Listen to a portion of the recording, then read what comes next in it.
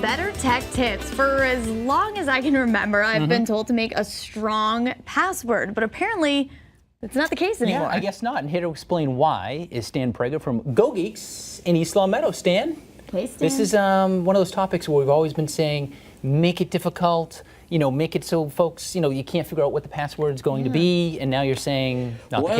Well, I've been giving this advice for the longest time, okay? So at least 8 characters, a capital letter, a number, a special character, make it complex, right? And there's a couple of problems with that. One is that it's difficult to remember these things, so people have to write them down. Yes. It creates a security hole right there because you have this password list somewhere, right? And the second problem with it is that apparently they're able to crack these using algorithms today pretty easily. So I'm going to prove my own point about not being able to remember a password and having to write it down, because the example one is... I have a whole list of passwords in the newsroom. Hopefully nobody will find. Yeah, we'll have to look through the stuff. So here's an example one. So capital T R0 UB4 DOR ampersand 3. Where'd you get my characters.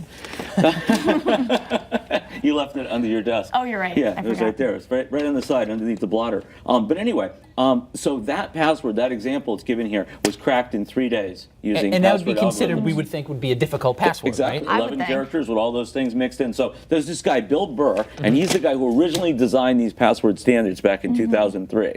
And he came out sheepishly a couple days ago and said, everything that you know about this is wrong, and I've been wrong all along. So, because they're cracking them now. Because it's easy to crack, and the idea that they couldn't crack them because they were difficult in that fashion was kind of the wrong turn. Apparently, if you pick just a number of words that you can remember and string them together...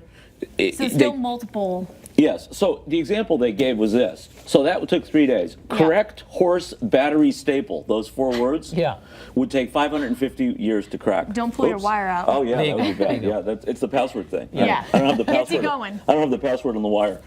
No, but yeah, so believe it or not, that is, if you choose just words that you can remember, first of all, you're not going to open yourself up to losing your password or forgetting it, because you'll remember something like that. And second of all, it's very difficult using the current algorithms that they're using for cracking passwords to crack something like that. Now my question is, when you go on a website, you have to make a new password. Right. It tells you that you have to have, these certain things, a capital letter, a number. Right, they won't let you create the password unless it is difficult. That's correct. So I thought about that, and my very first thought was, how do you do that? And I've tried a couple of things. So if you're going to tag on to the end of these, whatever these words are that you come up with, tag on, a pound sign and a number. Okay. And you'll always remember, because you'll always use the same pound sign and the number, and you can put it in the beginning or put it at the end, whatever. But if you remember, television, end table, coffee cup, that's yours, right? I mean, it's really difficult for them to crack that. It's counterintuitive. You would think that would be an easy one to crack, as opposed to that one with all the letters and numbers, but it's not. So that's the new advice. And don't change your password unless you feel there's been a security breach. So don't keep changing it. Don't keep changing them. Hang on to what you have. Just use one of those series of words. Everything's a wash. So I was wrong all along. So, all right. And I'm admitting it. Okay, well, thank you so much. On television. Yes, first time ever. Live on TV. Well, we appreciate it for the truth. Thanks so much, Stan. Good to see you.